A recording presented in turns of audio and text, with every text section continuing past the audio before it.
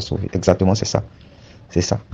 Parce que, tu vois, autant de la destruction de Sodome et Gomorrhe, Dieu envoyait 2 hommes de Dieu qui étaient des anges pour entrer à Sodome pour aller vérifier si le bruit qui se faisait entendre depuis le ciel, c'est-à-dire que depuis Sodome jusqu'au ciel, était réellement ça. Parce qu'il y avait vraiment le péché, de plus petit jusqu'au plus grand, ils étaient tous des abominables pécheurs, des gens réellement qui faisaient des choses contre nature, ils étaient dans l'homosexualité et toutes sortes de vices.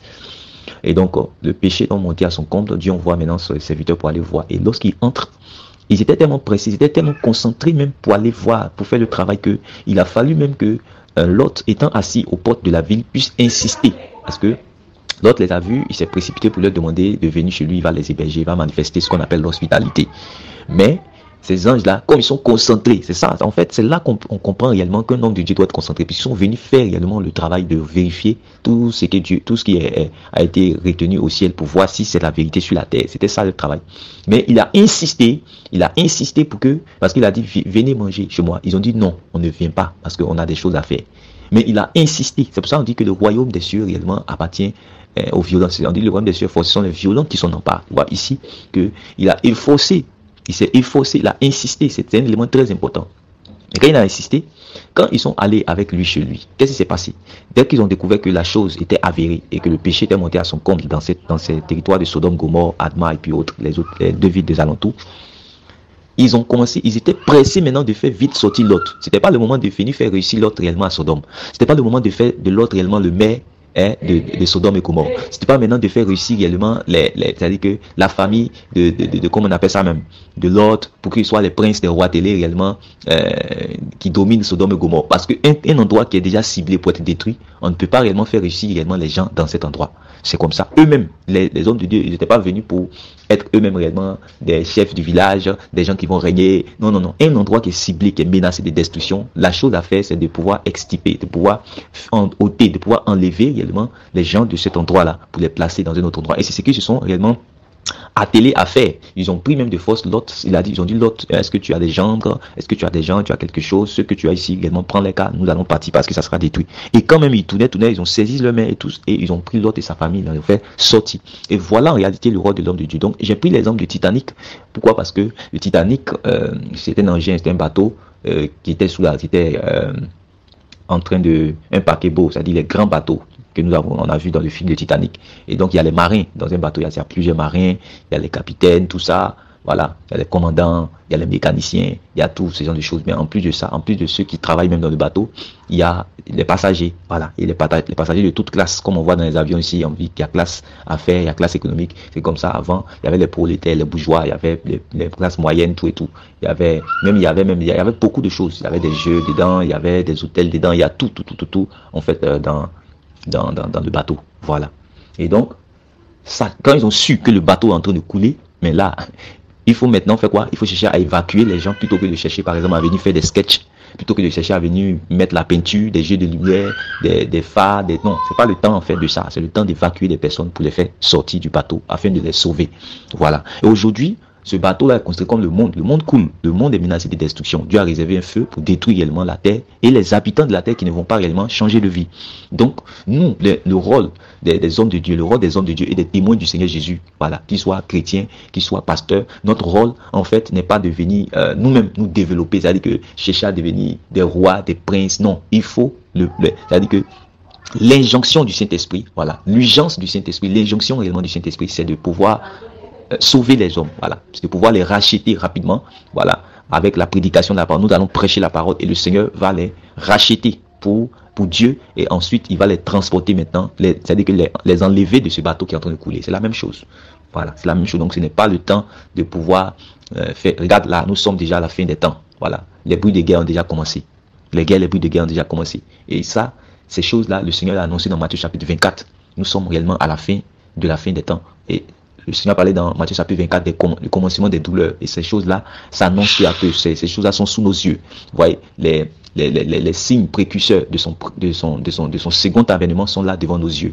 Voilà, les signes précurseurs de son second avènement sont là sous nos yeux. Et le Seigneur lui-même n'est pas venu sans signe. Sa première venue a été avec les signes, et sa seconde venue aussi, c'est avec les signes. Voilà, c'est avec les signes. Les signes réellement sont là, sont devant nos yeux. Et c'est pas le temps maintenant pour pour nous distraire, pour être déconcentrés, pour être distrait. Non. Voilà. C'est ce que l'apôtre Paul pouvait dire dans Romains chapitre 13. Il a dit, la nuit est avancée, le jour approche. Voilà. La nuit est avancée, le jour approche.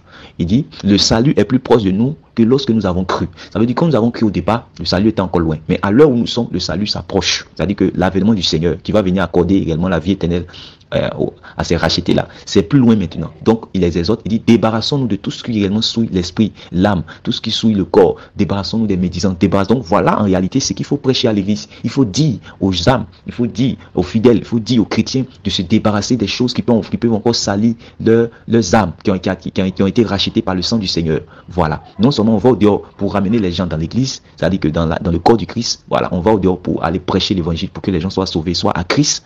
Voilà. Maintenant, étant à Christ, il faut encore les préparer rapidement avant que le jour là n'arrive. Voilà. Parce que le Seigneur Jésus sera très, très, très sélectif. Voilà. Et puisque sera intransigeant, puisque sera sélectif, ce n'est pas le temps de prêcher des messages qui n'ont pas pour rôle de pouvoir conditionner les âmes à l'image du Fils de Dieu. Il faut plutôt prêcher un message qui va les conditionner, qui va les faire ressembler à Dieu. Voilà.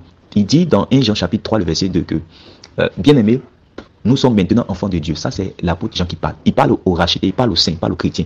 Il dit, sachez une chose, nous sommes maintenant enfants de Dieu.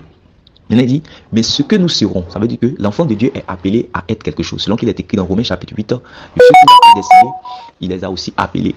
Et il les a aussi prédestinés à être à l'image de son Fils. Donc Dieu a prédestiné les saints à ressembler textuellement à son Fils. N'oublions pas qu'au commencement, quand Dieu a créé l'homme, il a créé l'homme à son image. Or, Colossiens chapitre 1 dit que l'image de Dieu, c'est Christ. Donc l'homme, pour pouvoir entrer au ciel, pouvoir vivre avec Dieu, doit avoir l'image de Dieu qui est Christ.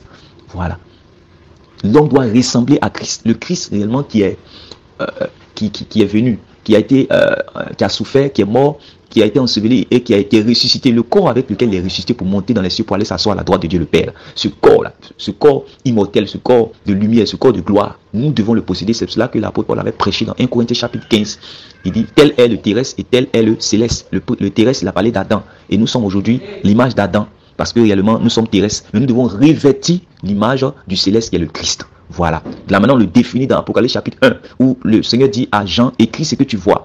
Écris ce que tu vois. Parce que lorsque les gens ont entendu la voix qui était semblable au tonnerre, au bruit de grandes eaux, quand il a tourné son visage, l'aspect du Fils de Dieu qu'il a vu là, en réalité, c'est cet aspect-là que nous sommes réellement appelés à devenir. Jésus pouvait dire dans Luc chapitre 20, à partir du verset 34, que réellement, à la résurrection, les hommes ne vont pas prendre de femmes, ni les femmes de Marie. En réalité, parce qu'ils seront comme les anges, ceux qui seront trouvés dignes d'avoir part à la résurrection et au monde à venir. Tu vois, il y a un principe de dignité.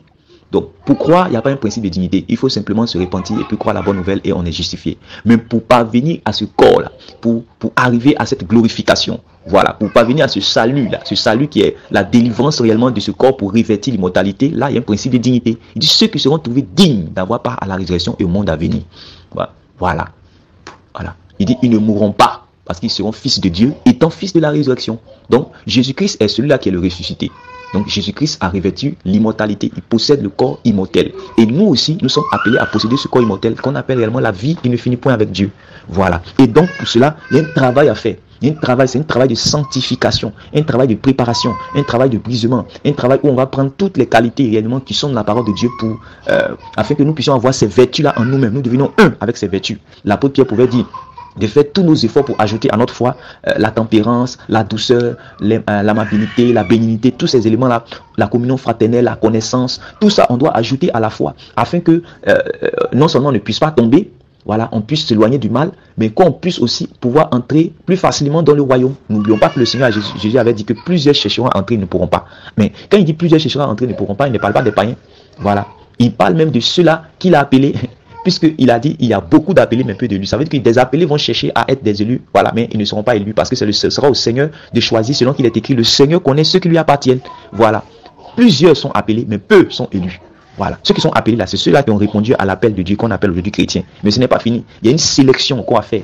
Voilà, pour choisir. C'est quand on appelle élu, ça veut dire choisir. Pour choisir maintenant ceux qui sont dignes.